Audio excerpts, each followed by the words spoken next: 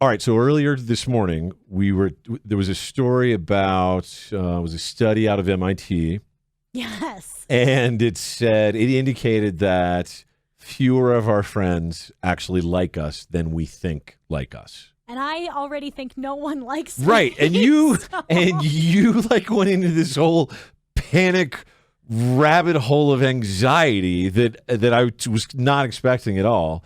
So what I wanted to know was, if you just did that for the benefit of the show, I applaud you because it made for a really effective break. But if you didn't, I have to know what in the hell you're talking about. No, I assume that nobody likes me. I'm dead serious. I am never that person that invites people to do things or sets up events or things like that because I assume that no one likes me. And if I do these things, then they're going to feel obligated to come and I'm going to be forcing them to do something that they really didn't want to, which is hanging out with me because I just assume they don't want to spend any time with me.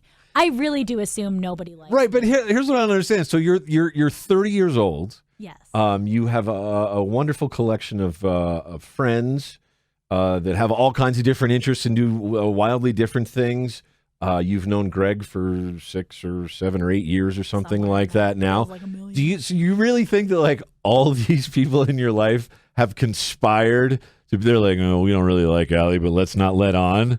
No, I don't think they've conspired. Okay, so it's not that insane. It's just a wee bit less insane. Well, so you think.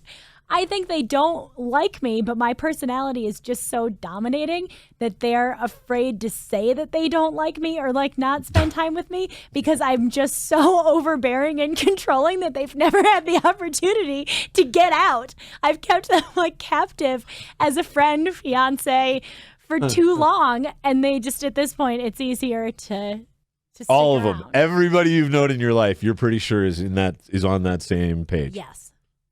Yes, and family's required. Well, sure, they're family's related. required. Yeah. But then I persistently clawed on to everyone else so hard. At this point, they can't get out. They're stuck. Now, granted, I'm not a professional. I've never claimed to be a professional.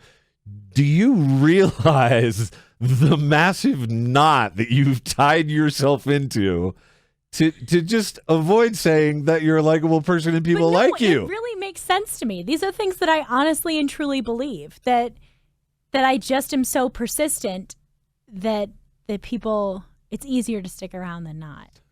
Okay. I honestly believe that because nobody's that interesting. I'm not that fun. People don't like me that much. I don't think anybody likes me at all.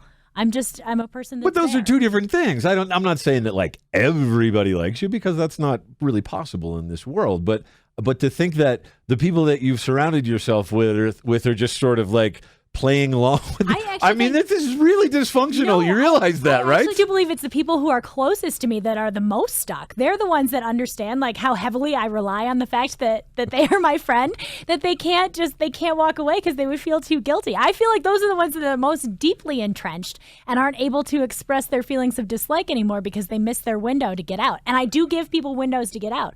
I'm very non-committal about things. If you want to, you don't have to. Keeping it wide open, so if they don't want to, I'm not forcing people into friendship. So you've gone so far as to give them the opportunity. Give everyone an out always. And yet they haven't left. So what does that tell you? That they feel uncomfortable with the opportunities I've given and they're still waiting and biding their time.